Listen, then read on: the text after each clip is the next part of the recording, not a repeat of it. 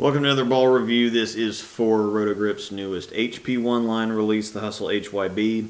If you watch my preview video, you'll know that this ball was reportedly the strongest ball they've ever released in the HP1 line. Now, after throwing it, that's absolutely confirmed. The first thing that's going to catch your attention is how much it hooks for a supposed light oil ball. Next on the checklist is, okay, is it any good? Because hook potential and reaction quality are not remotely connected as far as I'm concerned. And the initial observations are, yeah, I'm actually seeing a lot of similarity to my 4-inch pen ink that I took to 2000. The difference is, however, being that my layout for this one is what I had on my first ink. So it's the 65 by 5 1/4 by 40 that I usually go with. Out of box for this one's 3000. Not to mention it's also a hybrid instead of a solid. So the new cover is definitely quite a bit stronger. And I already did put a very light bit of polish on it before shooting the video. It was just too early.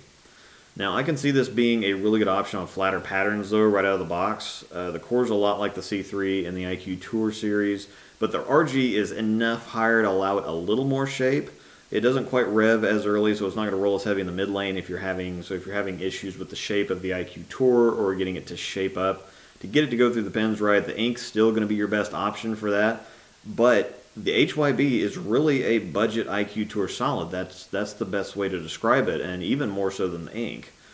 The HYB is a really simple reaction, not a lot of frills. Like the IQ Tour, it's big on control. It's more hooked than the ink, but it's smooth at the break point. Where the ink is a borderline HP1 ball, though, meaning light to medium conditions, you can't treat the HYB the same. It's very solidly HP2 medium condition reaction. In terms of where it fits, I've got it just under the Recum and just above the All Out Show Off in most ways. It's less hooked than the Recum, it's more hooked than the All Out. Not nearly as sharp at the break point as the Recum, and still even a bit smoother than the All Out.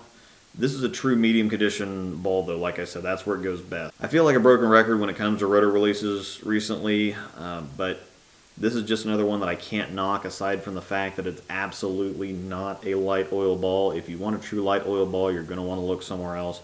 But if you're looking for an IQ Tour type reaction as cheap as you can get it, that's this ball. It, along with the Hypercell Fuse, releases on January 12th. Own it. Hashtag SquadRG.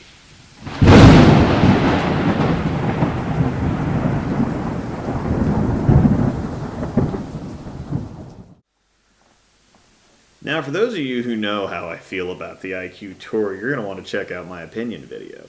In my reviews, I really need to give stuff a fair shake, and the fair shake is this is a budget IQ Tour solid, so technically it's a great ball. Technically.